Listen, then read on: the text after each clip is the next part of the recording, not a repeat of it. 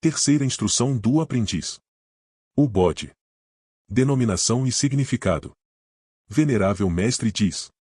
Na ordem maçônica, de maneira geral, muitos integrantes desconhecem o verdadeiro motivo da denominação de bodes, que por vezes são apelidados.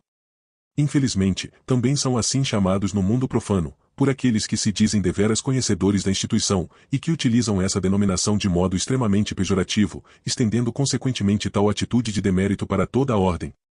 Dentre as diversas configurações, tanto lendárias como históricas, além das instituídas por usos e costumes, existentes sobre esse tema, uma das origens de tal denominação data de 1808, porém, para ser obtida uma razoável explicação de seu significado, deve-se remontar ao passado bem mais remoto. Primeiro vigilante diz. Deste modo, aproximadamente a partir de 33 depois de Cristo, vários discípulos, apóstolos, de Jesus Cristo partiram em peregrinação pelo resto do mundo, com a finalidade de proporcionar a divulgação do cristianismo. Parte deles seguiu para a Palestina, alojando-se no lado de fora dos muros da cidade, como era costume à época, na localidade onde também se concentrava a grande maioria da população judaica. Nesses locais, curiosamente, passaram a notar uma prática usual daquele povo, qual seja, observaram judeus falando ao ouvido de um bode, animal extremamente comum na região. Por conta disso, buscaram informações que esclarecessem a causa efetiva daquele estranho monólogo, porém, depararam-se com enormes dificuldades na obtenção de respostas. Ninguém se propunha a esclarecê-los, e assim crescia ainda mais a curiosidade dos discípulos cristãos com relação àquele fato. Segundo o vigilante diz.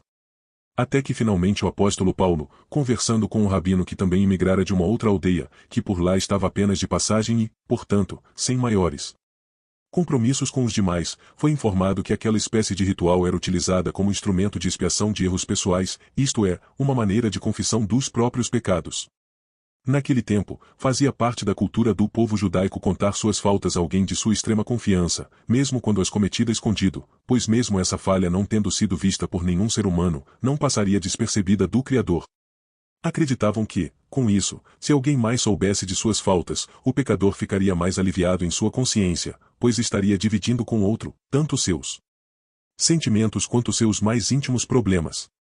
Porém, o apóstolo Paulo quis saber mais e encontrar resposta para, principalmente, duas indagações que ainda o perturbavam.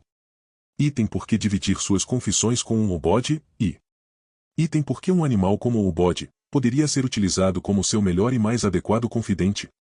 Orador diz. A explicação recebida daquele rabino esclarecia que, como o bode não fala, o confesso ficaria mais seguro de que seus segredos seriam para sempre mantidos secretos.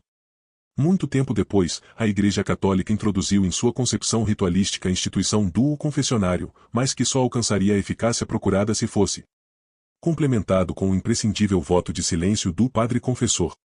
A história não relata se foi o apóstolo Paulo quem viabilizou ou concretizou essa ideia, porém, certamente tal ideia se transformou num benefício para os cristãos por longo tempo. Com a implantação do confessionário, respaldado pelo competente voto de silêncio, a população adepta do cristianismo pode passar a contar suas falhas, faltas ou pecados a alguém de confiança, e continuar sempre a tê-los em segredo. Secretário diz. Atualmente, com a evolução humana e a globalização das informações, tal confiança se encontra cada vez mais debilitada, o que diminuiu de forma considerável o número de cristãos dispostos a se confessar, tanto quanto de confessores, consequentemente, de confessionários, crescendo em substituição a quantidade de divãs de psicanálise.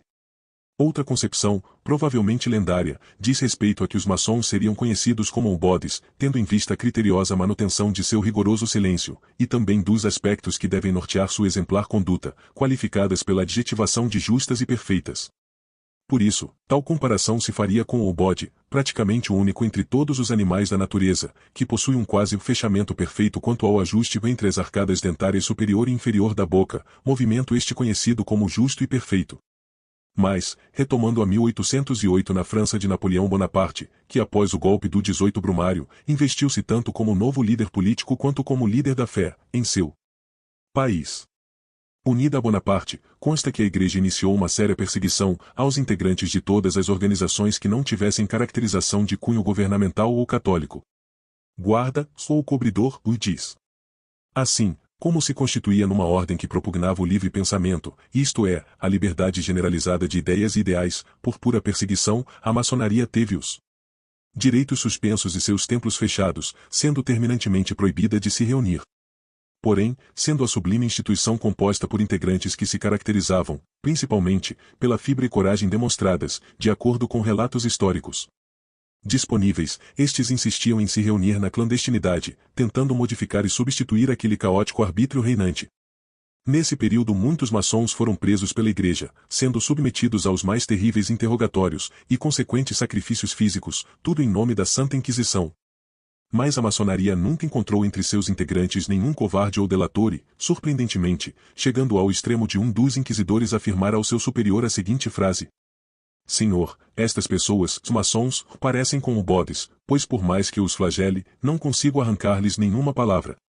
Venerável mestre diz. A partir dessa afirmação, todos os maçons adquiriram, para os inquisidores, muito a contragosto, a denominação de bode, aquele que não fala, pois sabe guardar qualquer segredo. Finalmente, é possível depreender que desde aquela época, e respaldada na tradição, a denominação de um bode aos maçons permanece até a atualidade.